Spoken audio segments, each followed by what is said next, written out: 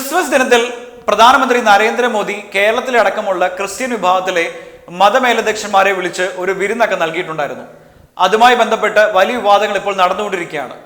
ആ ഒരു വിരുന്നുമായി ബന്ധപ്പെട്ട് ഇടതുപക്ഷം നിലപാട് വ്യക്തമാക്കിയപ്പോൾ അതിനെതിരെ ശക്തമായ വിയോജിപ്പ് രേഖപ്പെടുത്തിക്കൊണ്ടാണ് ക്രൈസ്തവ സഭകളെല്ലാം രംഗത്ത് വന്നിരുന്നത്.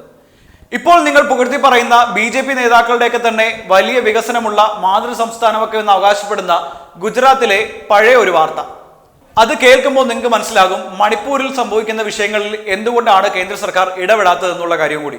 നമുക്ക് ആ വാർത്ത ഒന്ന് പരിശോധിക്കാം. യേശുക്രിസ്തുവിനെ പിശാച് എന്ന് വിശേഷിപ്പിച്ച ഗുജറാത്തിലെ 9ാം ക്ലാസ് ഹിന്ദി പാഠപുസ്തകം വിവാദത്തിലെത്തിയിരിക്കുകയാണ്.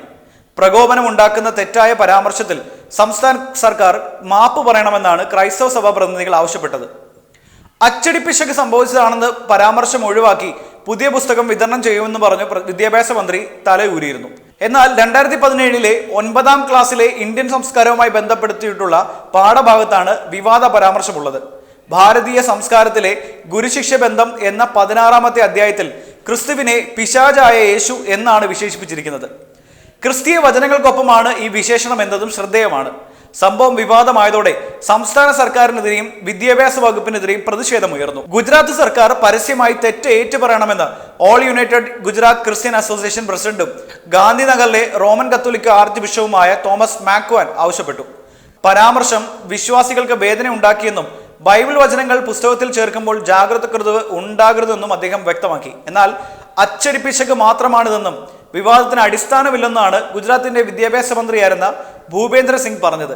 അച്ചടിപ്പിശക് തിരുത്തി പുതിയ പാഠപുസ്തകം വിതരണം ചെയ്യുമെന്നും അദ്ദേഹം അറിയിച്ചു. അതായത് ക്രിസ്ത്യൻ വിഭാഗം യേശു എന്ന് വിളിച്ച് ആരാധിക്കുന്ന വ്യക്തി പിശാചാണെന്ന് ഗുജറാത്തിലെ ഒരു പാഠപുസ്തകത്തിൽ അടിച്ചു വന്നത് 2017 ഒന്ന് ആലോചിച്ച് നോക്കുക. അതിനുശേഷം ഇന്ത്യയിലുടനീളം ക്രിസ്ത്യൻ വിഭാഗത്തിനെതിരെ നടന്നിട്ടുള്ള ആക്രമണങ്ങളെല്ലാം എടുത്തു നോക്കുകയാണെങ്കിൽ കേന്ദ്ര സർക്കാർ പാലിച്ച മൗനവും അക്കാര്യത്തിൽ പ്രസക്തം തന്നെയാണ്.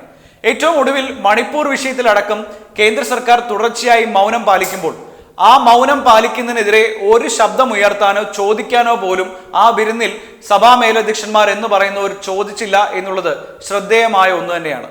അത് തന്നെയാണ് ഇവിടെ ഇടതുപക്ഷവും ചൂണ്ടിക്കാട്ടിയത്. ഇത്തരത്തിൽ കഴിഞ്ഞ കുറേ വർഷങ്ങളായി ഇന്ത്യയിലെ ക്രിസ്ത്യൻ വിഭാഗത്തിനെതിരെ നടക്കുന്ന ആക്രമണങ്ങൾക്കെതിരെ ഒരക്ഷരം മിണ്ടാതെ അവിടെ പോയി കേക്കും വൈനും കുടിച്ച് തിരിച്ചു വരുന്ന അവസ്ഥയിലേക്ക്, അത്രയും താഴ്ന്ന നിലയിലേക്ക് ഇവിടുത്തെ ക്രൈസ്തവ മേലധ്യക്ഷന്മാർ മാറിയോ എന്നൊരു ചോദ്യം ചോദിച്ചാൽ അതിന് ഉത്തരമില്ല എന്ന് പറയാനുള്ളൂ.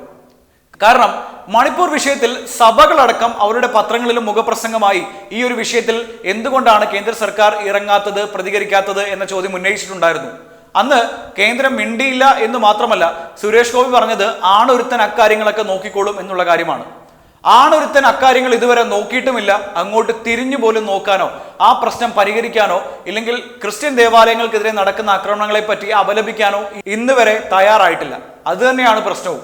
അപ്പോൾ മണിപ്പൂർ വിഷയം മറന്നുകൊണ്ട് ഇവിടെ മാർപ്പാപ്പയെ കൊണ്ടുവരാം, ഇലക്ഷന് ഞങ്ങളെ ജയിപ്പിക്കണം എന്ന തരത്തിലേക്ക് കാര്യങ്ങൾ എത്തിക്കാനാണ് BJP സർക്കാർ ശ്രമിച്ചുകൊണ്ടിരിക്കുന്നത്. അതിന്റെ മറ്റൊരു ഭാഗമാണ് ഇപ്പോൾ ഞാൻ വായിച്ച 2017 ഗുജറാത്ത് പാഠപുസ്തകത്തിൽ യേശുക്രിസ്തുവിനെ പിശാച് എന്ന് വിശേഷിപ്പിച്ചുകൊണ്ട് എഴുതിയ ലേഖനവും. അപ്പോൾ ഇതൊക്കെ മുന്നോട്ട് വെക്കുന്നത് ക്രിസ്ത്യൻ വിഭാഗത്തോട് എത്രത്തോളം അസഹിഷ്ണുതയാണ് കേന്ദ്ര സർക്കാരിനും BJPക്കും ഒക്കെ ഉള്ളത് എന്നാണ്.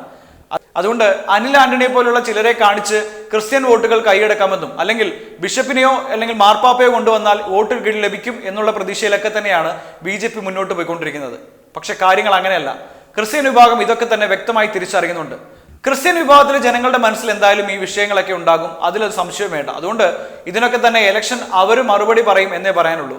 ഈ മതമേലധ്യക്ഷന്മാർ ഇപ്പോൾ കാണിക്കുന്ന ഈ പറയുന്ന വലിയ രീതിയിലുള്ള പ്രഖ്യാപനങ്ങളും ഇല്ലെങ്കിൽ ഇത്തരത്തിലുള്ള വിവാദം ഉണ്ടാക്കുന്ന പരിപാടിയും ഒക്കെ തന്നെ അന്ന് അവർ തന്നെ തിരുത്തേണ്ടി വരുന്ന ഒരു കാലം ഉണ്ടാകും എന്ന കാര്യം സംശയം വേണ്ട.